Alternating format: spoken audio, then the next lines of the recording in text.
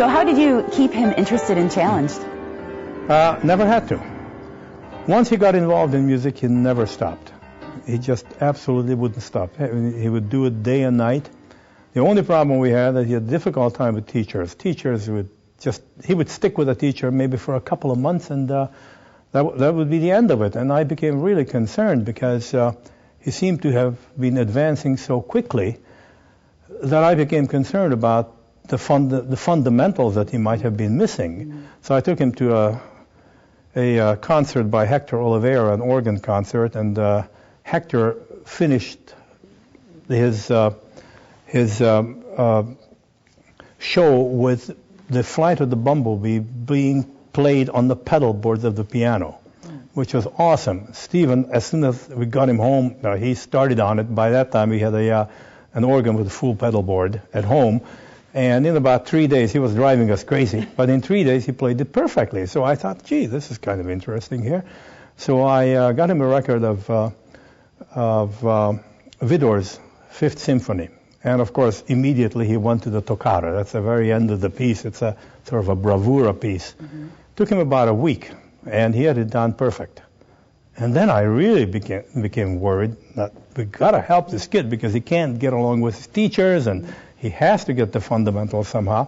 So I called up Robert Quaid, who was, I think, the president of the Royal Organization of Church Musicians in Akron, Ohio. And I said, Dr. Wade, I think he was a doctor. Dr. Wade, I seem to have a big problem here with my kid. He's very talented, but he just doesn't get along with his teachers. What's the problem here? So he said, well, bring the kid down. I took him down, and he set up the organ and told Steve, all right, Steve, go at it. And we kind of fainted out of the picture. And in about 5 minutes, he said, I know what the problem is when you have someone with as much talent as Stephen has. You cannot teach him the same way as you would teach just a journeyman musician or a kid who might want to play an instrument to some degree. A kid like this gets bored silly. If he wants to learn the very difficult piece, then you just say, well, okay, do it. And when he hits some areas where he has some difficulty, then you correct him and just watch him go. That's exactly what happened with Stephen. Eventually, we found a teacher like that, and I'm sure she struggled with it. I think her name was Helen Roop. Oh, right. So a lot of credit to her then. Yes, yes. And along the way, how did you incorporate, Christian beliefs with your family and a work ethic? And you talk a lot about passion. And how did that come to play in, do you think, in, Steve's progressing? Our faith has always been very strong, both on my wife's side and on my family. So we went to church every Sunday.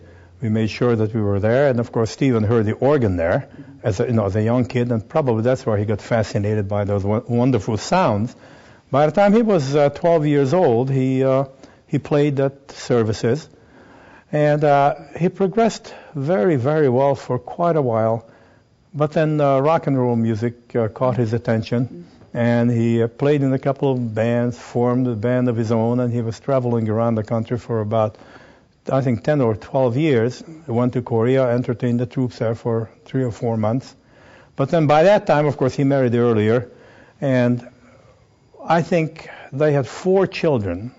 Traveling with them on the road, it became impossible, so he decided to come back.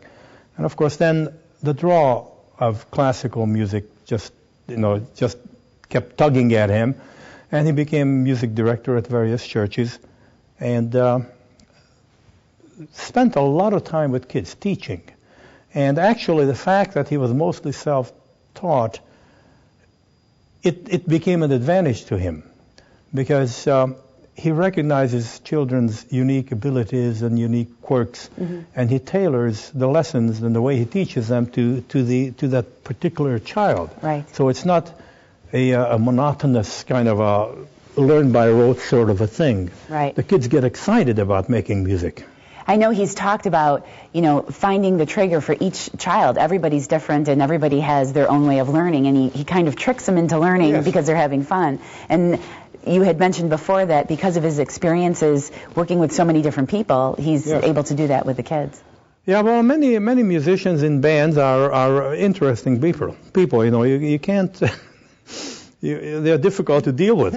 So he has learned that. So that's probably that is the reason why he does so well with the children. Right. But children learn best when they don't realize that they're actually learning something. If you tell them you are going to learn this, they lock up. Right. But if you play with them, then they learn by playing. And that is the reason he has developed the Mozart Munchkins program, because he realized that one of the reasons why children get discouraged when they try to learn an instrument, they have to pay attention to so many things that actually they get confused and discouraged because of it. But in a Mozart Munchkins program, they learn all the musical notations and everything, all the fundamentals of music. So when they sit down at an instrument, all they have to worry about is where my fingers go. And when they look at sheet music, actually the notes are sounds that they are, they'll just have to find it on the instrument. And that makes it much easier. So more kids will probably advance to a much higher standard or level of music because of that. That's great that he's really learned how to tap into that.